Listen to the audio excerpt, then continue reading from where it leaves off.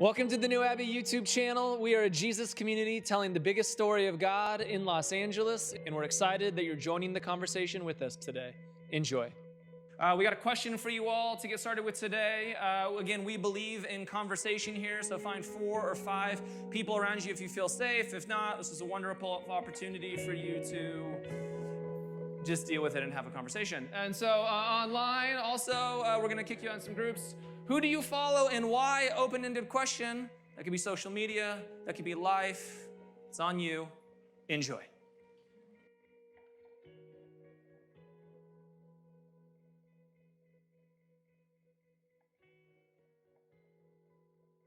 Around my house, I got 2 little kids who are in elementary school, little girl who's not quite there yet. So it is summer break, my friends. Yes. Does everyone remember that energy? Do you remember that? Do you remember elementary school felt like you were there for 100 years, right? Junior high went a little quicker. High school, you're like blink of an eye. College, if you did it, you're like, I think I was there. But elementary school, just like this span of time that never ended, right? And when you got to summer break, it was like everything. I remember that Monday, my first Monday of summer last week when my kids were out, I could hear the little pitter patter at 6:30 a.m. And we have no cares as parents. They have no educational learning to do. And we get to sleep in a little bit. I don't care if they're downstairs just eating chocolate and pouring soda down their throats. They turn cartoons on, and they had nothing to get to, and we had nothing to get to. And it was a dream, my friends. And I think there's something about summer break that we have such an anticipation for, not only because it's fun and it's exciting, but sometimes I think, and this is what I'm curious about, that summer break is really exciting for a lot of kids because the educational system just doesn't work for them. There's so many kids, they're just not built for it, which saddens me because I love learning. I love education. I know incredible teachers, some of you who are in this room. And there's something sometimes about students that maybe we're not giving them the classroom that they need to succeed in life. That so much of the classrooms that we give people is about memorizing a set of information, utilizing that to take a test, and then forgetting that information for the rest of your life. Now that is not the way of Jesus. The way of Jesus was a way of being Jewish. And in the Jewish world, there was this sense of communal learning. There was this sense of getting into things, of experiencing, of remembering your stories of old as a community. Stories like Passover were not just stories that were told in a classroom. They were meals, and there was liturgy, and there was old people and young people and sharing food and remembering in songs and saying, this is the God that we serve. This is our story of liberation. That we have those moments in the church as well, where we can learn, where we share things more experientially. But sometimes even in the world of church, what it's become is this information and data dump about, can you memorize a certain amount of Bible verses, or can you know a certain type of theology? And if you can have this certain type of information in your head, then you'll be successful. But that's not the way of Jesus. The way of Jesus is experiential wisdom. The way of Jesus is, no, you need to get into this thing. In Jewish society, disciples were made in a very specific way. That every kid from the age of 4 to 7 would read the Torah. The Torah are the first 5 books of the Bible. Everyone got excited when I said that on a Sunday morning, I know. Genesis, Exodus, Leviticus, Numbers, and Deuteronomy. Big Numbers fans out there, I know. And they would study, they would learn, and they would memorize it.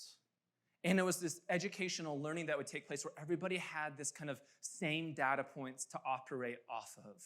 That way, when you were doing ordinary life together, grandma could tell you a story. It's like, oh, you know what that's like? That's like when Moses and the people were in the wilderness. And then your little 6-year-old self would say, oh, I get how that works together, because it was just embedded into the way that you lived. And then from 8 to 10 years old, some students would move on, and then after they memorized it, they would learn to ask questions. Isn't that interesting? They said, now that you know the things, now you need to break it apart. Ancient Judaism was practicing deconstruction. They were, and you thought this was a new thing because of the liturgists. No. This was going on long before Rob Bell ever wrote a book. That questioning is a part of our faith tradition, where we ask questions, where we wonder, where we figure out things, where we doubt. That's what it means to be a follower of this Jesus. And then later on, what would happen is if you were a good student, you would choose a rabbi, or more specifically, a rabbi would choose you. And now you would learn to think and walk and talk as the rabbi does. You've learned the information. You've constructed some things. You deconstructed it by asking questions. And now you reconstruct by following this rabbi. But only the best of the best got to follow a rabbi. And usually the best of the best had already picked a rabbi by 12 or 13 years old. And so when we get to the stories of Jesus calling these disciples his first students, they were the dropouts. They were not the ones who made it into the private schools and passed all the tests. These were the people who didn't cut it, and that's why they were fishermen or carpenters or doing whatever in the world, because they didn't study and learn in that same way. But Jesus wants to disrupt the system all of the time. That what we're reconstructing with Jesus is, how do we follow in this season of our lives? How do we become disciples? Disciples feels like such an old school word, and disciples is rooted in the word discipline. And for most of us, discipline feels negative. Then when we were disciplined, it meant that something went wrong, and maybe I was in a corner, or the pants were coming down and the butt was getting spanked. I don't know what kind of home you grew up in. I'm just admitting to some things, right? Discipline wasn't helpful in the world that I grew up in. But discipline just means student. That's what the word disciple means, that you become a student by following this way of being. And so today, if we're going to think about Jesus and reconstructing Jesus, today, if we are going to be better students in a city like Los Angeles and tell the biggest story of God in 2021, we're going to think about some things. So we're going to talk about school's out for the summer. Then we got to think about 3 boxes. And if we can do that, then we got to talk about the chef show again. I brought it up a few weeks ago, but I can't get enough of Jon Favreau and Roy Choi. Come on, let's go. And an amen? Yes, 7 of you are with me. The rest of you, we will get you there. Human to human, and if we can be human to human, then we can talk about being present. And if we can be present, then we can talk about the extraordinary. And if we can talk about the extraordinary, then we can risk some things. And if we can risk some things, then we can talk about how it's like to be known, then what it's like to be unknown, and then how we become known once again. This is the state of knowing that we all really want. And if we can do that in our life, then we can talk about, again, what it means to follow in 2021. The way of Jesus, again, is experiential learning. In the chef show, I love it so much. Chef show is one of those things, like if I'm having a bad day, I'll just turn it on. It's with Jon Favreau and Roy Choi. Jon Favreau, right, is this incredible director. He's directed all kinds of things like Swingers and Iron Man. He's this Jewish kid. Well, now he's a grown man, but he grew up as a Jewish kid from Brooklyn. And he's doing this show with Roy Choi, a first or second generation Korean American who started the Kogi trucks. And together they formed a show. And what's so beautiful about it is that Jon is constantly learning from Roy's life about how to be a chef. And of course, Roy is also learning from Jon. But how you learn as a cook is no one tells you to cook by reading the book, thinking about the ingredients, and then will tell you how to cut and chop things by reading it. That would be crazy learning. No, how do you learn to cook? Roy is so gracious in this show with Jon. He'll say, okay, I want you to mince these onions. And Jon will always ask, well, what do you mean by that? And Roy will come over and he'll get the onion out and he'll begin to dice it in a certain way. And hey, it looks like this. That's how we want to learn. We want somebody who's experienced it, who knows so much about food that they can deconstruct the thing. And they say, oh, it's not just tacos, it's Korean tacos, my friends, right? They're reconstructing something new and powerful in the world. This is what you've been told this food group looks like, but what if we give it a whole new set of flavors? That's what's going on in the show. That Jon is learning from Roy Choi in this experiential wisdom. And I believe that's what we want for our lives. We want to experience Jesus. We want to experience God. You might be in a complete sense of deconstruction right now and you don't know what you believe or who you believe in or what's going on. But again, you chose to show up to a church on a Sunday morning because there's a part of you, or maybe a lot of you, that wants to experience God, that knows that there's more to your humanity, That the divine and the human are interlinked, and that the best of your humanity is found in your spirituality, and that your spirituality reflects and shows the best of humanity. That these things are in a constant dance with one another. That's what you know and believe somewhere at this gut level of who you are. And Jesus is leading us into these things. So follow along with me in Matthew chapter 4 as Jesus calls some disciples. As Jesus was walking beside the Sea of Galilee, he saw two brothers, Simon called Peter and his brother Andrew. They were casting a net into the lake, for they were fishermen. "Come, follow me," Jesus said, "and I will send you out to fish for people." At once they left their nets and followed him. As going on from there, he saw two other brothers, James, son of Zebedee, and his brother John. They were in a boat with their father Zebedee, preparing their nets, and Jesus called them, and immediately they left the boat and their father and followed him. There's all kinds of experiential wisdom going on here. There's a whole nother way of being a student that is present in this story. I think the thing that jumps out at me first is this idea. Oh, I should have got a way thicker marker, but okay. Is that how you spell presence? No, I think I did it wrong. English teachers? No C there, right? Is that right? That's wrong? There is a C there? There's no C there. Okay, yeah. This is why I speak for a living. Presence. Perfect. Just like that. All kinds of sermon analogies there, but I'm on a commercial break now. Now I'm back. Presence. The beauty of presence in this story is it's the presence of Jesus that shows up. This is what we're reminded as followers, as students of Jesus. This rabbi constantly finds us. How good is that story? That we live in a world where we've been told so often that it's somehow our capacity to go find God. That religion is our capacity to somehow go figure out what God needs. In some ways, we were even told that God was mad at us, and God was so mad at us that God needed to kill God's own son so that God would be happy with us again, and now he loves you, wink, wink, as long as you do all of the right things. It was a weird story. It didn't feel like good news. The story of Jesus is good news. It's not rooted in you being bad at all. It's rooted in the reminder of your goodness and calling you back to that. Reminding you that you've always been made in the image of God, and that through the process of being a student of Jesus, you are transformed more and more into the likeness of God. I say this all of the time, but if you would like some good Wikipedia reading, Google theosis. This is what the church believed for the first 1,000 years of our history. It was about you being transformed into the likeness of God. It wasn't rooted in substitutionary atonement and that Jesus needed to die for you because you were bad. Don't believe me. Trust Wikipedia. Don't believe Wikipedia. Plenty of authors out there. You get my point. And we're back to presence. Presence is powerful because Jesus shows up. That's what takes place in this story. That Jesus shows up into the ordinary. That's what's going on here. That Jesus says, "Follow me and I will make you fishers of people." That the beauty of Jesus is this fancy word for incarnation. Say incarnation with me on a Sunday morning. Incarnation is simply the idea that the fullness of God and the fullness of humanity dwells in Jesus. And that who we are in God is who we are in Jesus. That the fullness of God and the fullness of humanity is within us. That the divine has always been in us is what Jesus shows us. And that what Jesus shows is, I want you to come follow me. You're coming to follow my way of being. You're coming to follow this rabbi. I'm showing up into your world, and I'm going to show you an experiential way to be human that's going to free you to be human at a whole new level. That we say this in here all of the time. The most difficult job that you will ever have is to be human. This is what you will spend a lifetime learning.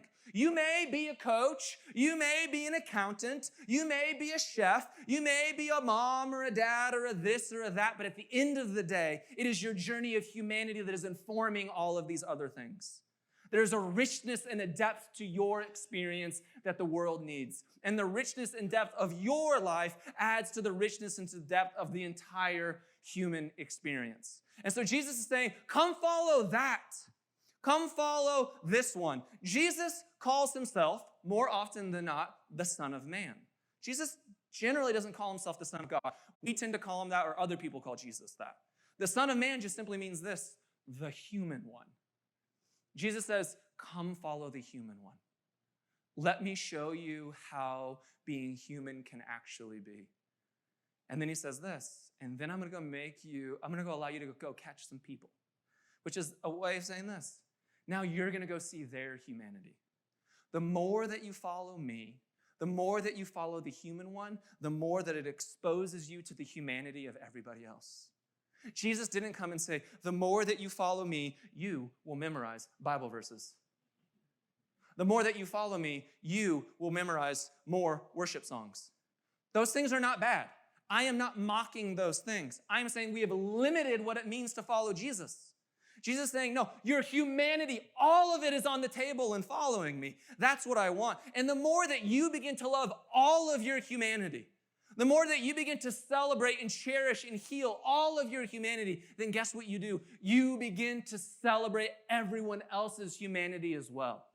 And so when Jesus says, follow me, it's not into a classroom to learn more Greek and Hebrew. Jesus says, follow me because you hate Samaritans, so we are going to go dine with some Samaritans, my friends. Jesus says, oh, you've been told that somebody who's queer is living in sin. Let me go take you into their homes and see. No, these are beautiful human beings who are not living in sin. Pick your season and time. The church has always said, someone over here is guilty, wrong, or bad, but that's not the way of Jesus. The way of Jesus always frees us to see people's humanity, to see the truth of who they have always been. And that the presence of God finds us and invites us into that. And as we move from that presence, then what I think that allows us to do is to become present. This one I know how to spell, I promise. There is the presence of God, and then there's our capacity to be present. Here's what I think happens in life.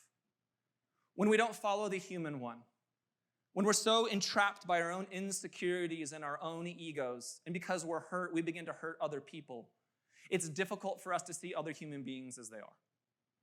As we follow the human one, as we follow this way of Jesus, as we begin to see all the nooks and crannies of who we are, good, bad, and indifferent, and how God loves us, how God sees all of our imperfections and says, oh, that's what it means to be human. I didn't call you to be perfect. I called you to be human. As we begin to see this about ourselves, then I think that we begin to live into the present in a different way. We're not constantly living in the past, and we're not constantly fearful of the future because we're like, oh my gosh, here, right now in this moment, I'm so present because I'm so loved and I'm so known and I'm so safe. And because of that, I begin to get to see other people and I get to be present in their lives as well. That as we encounter the presence of God, it allows us to be present in our own life. And the beauty of this story of being present that we see in the story is that Jesus allows us to be present in the ordinary things. That where Jesus met these disciples in the story was not in the temple, was not in rabbi training school. It was in the ordinary places of their lives. And isn't that true of your life? That sometimes the most magical moments that you had is that God met you there. God met you when you were singing Halo. Amen. Sometimes you need a Chris Tomlin song. Praise God. Sometimes you need big, big house. That you know that is weird, but you know it. And sometimes you need it. And sometimes you need Halo, and sometimes you need a hike, and sometimes you just need to be held, and sometimes you need to watch the chef show. Sometimes you just need to swim naked. That was a weird one. I don't know where that came from.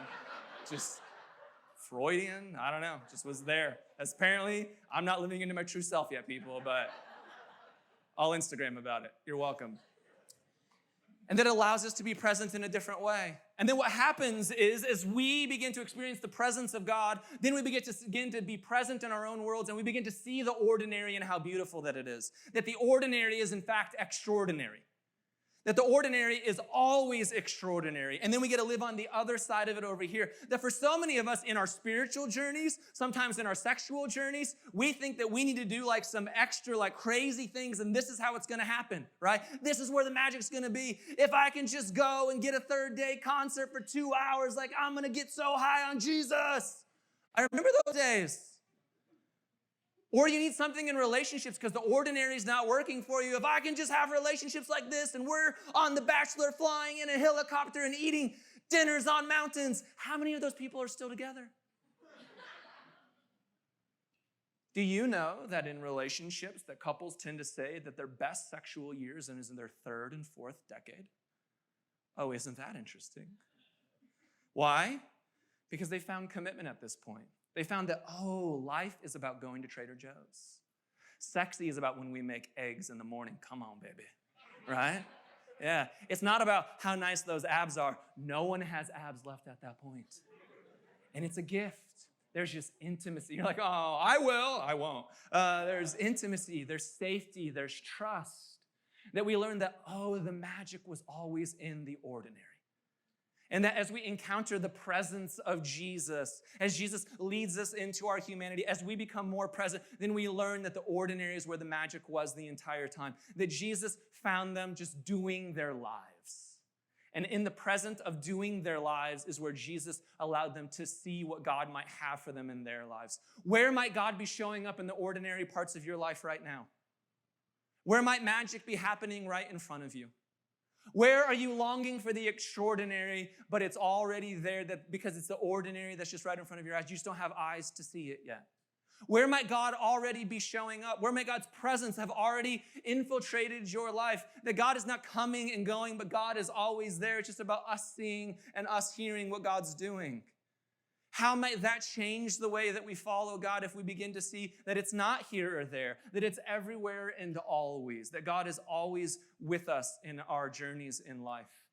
And that sometimes by being present, it actually leads to presence. Sometimes as we just live in a way we're accepting the moment, where we're just living into the ordinary, we begin to have eyes for the presence. Sometimes God shows up in ways that we weren't expecting, and then it's a reverse circle and it shows us to the present. But there's two other things that I see in this story that are incredibly powerful about being a student of Jesus. And one that I love is that they all took a risk. I think as human beings, we're terrified to take a risk. And isn't that the story of the people of God? I am going to free you from Pharaoh. I am going to release you from these chains. And we're going to take a risk, and we're going into the wilderness. And what did they say? I don't know. Maybe we should go back to Egypt, God. We had clothes and food there. And I don't know why they talk like Screech, but that's apparently how they talked.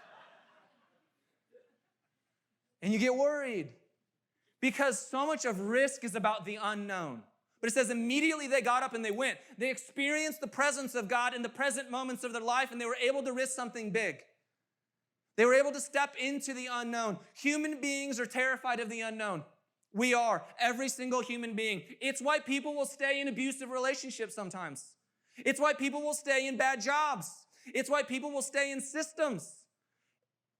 Now let me flip that.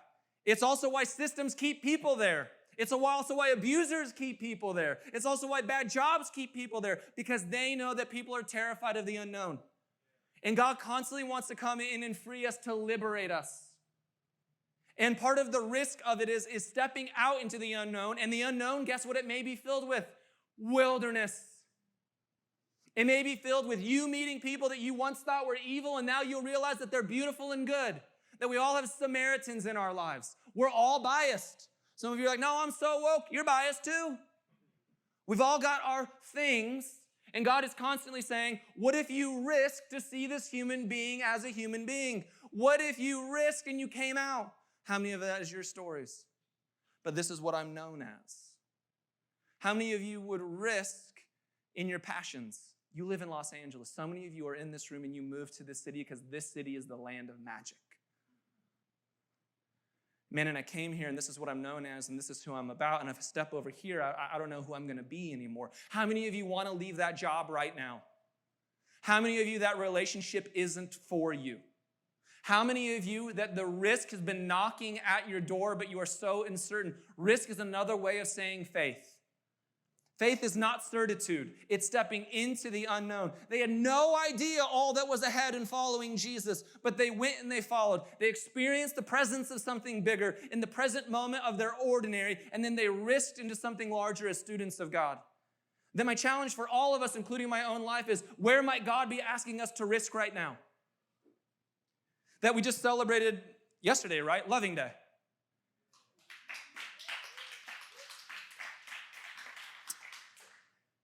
Because so many couples risked. They risked. It's brutal that there was systems that even made them have to risk. And they risked so that people today, interracial couples, could get married. They stepped into the unknown against legal systems, against cultural systems, against public opinion, and said, our love is love. There's people at Stonewall, right, who risked. There's people in every major revolt or revolution, they risk into the unknown. And it's only by stepping into that unknown that they make a new known and a new reality for everybody else. I wish the world was not this way. Hear me. I wish that it didn't have to be those that were victims and those that were oppressed and those that were suppressed have to be the ones that free themselves. And a lot of times it is. But the story of that is that God is with you. The story of that is that you are the ones that risk, that we are the ones that risk together to change the world and show the new world. And as we show a world what it can be, then hopefully we bring other people along. You create allies. You show people a better way to be human. And then I think where we finally see in the story is that because of risk, that you're finally able to follow. And following looks so much different. Following isn't a simple set of concepts that we just have in our head. It's in our capacity to memorize Bible verses. It's in our capacity to live into a whole different way. Jesus says this about following in Matthew 16. Matthew 16. Then Jesus said to his disciples, whoever wants to be my disciple must deny themselves and take up their cross and follow me. For whoever wants to save their life will lose it, but whoever loses their life for me will find it. There's this whole other sense of risk that Jesus is bringing about. This is not some sadistic thing that Jesus is saying here. Jesus is saying that oddly enough, the places that you experience the most resurrection are sometimes the places that you feel like there's the most death. Sometimes the places that you feel like you have no capacity to move on, sometimes it's in the suffering that God resurrects us into something new. That every 12-step room is filled with people like this. I never wished this upon anybody. I never wanted this for my life, but this is my story and my gift for the world now so that other people may be freed, so that future generations won't have to go through the same wildernesses that I did. And that together we're risking and following Jesus in a new way. Together we're saying there's a broader and bigger story of God out there, and we no longer have to do it those ways. And together we're going to live into a larger story over here. And then in Matthew 28, Jesus says, go and make disciples of all nations. The story is eventually this, that when you follow, you go and live and you allow this thing to leak into every fabric and part of your life. That again, the definition of being a Christian is our capacity to see Christ in everything. That's how we become better disciples of Jesus. As we experience the presence of God in our lives, as we see the goodness of God in the ordinary, in the present, as we all have to risk at some measure in our lives in big or small ways, what we eventually move into is our incredible capacity to follow this human one. And where we follow this human one is not into the heavens, my friends. Where we follow this human one is that we bring the eternal and that reality here and now. We change the world from the inside out. We're not trying to escape this thing. We're trying to transform and heal this thing. We're trying to mature the world. We're celebrating Pride Month so that decades from now, no kid ever has to come out. The kids just get to be themselves, that you get to love whoever you love. That all of the different things that we liberate and celebrate in the world, that we're saying, hopefully there's a day where that we celebrate that thing in another way. Not because we're still in the struggle, because it is our way of being. This is what Jesus calls us into. That being a student of Jesus is hopefully getting bigger in your life. Hopefully you're reconstructing it and asking bigger questions. And hopefully God continues to show up in all of the ordinary. Hopefully God continues to show up in all of the places of your life that you never thought God could be. Together we get to be students with one another. You're going to get into groups and you're going to answer this question. What's one thing you can practice as a student of Jesus? Enjoy.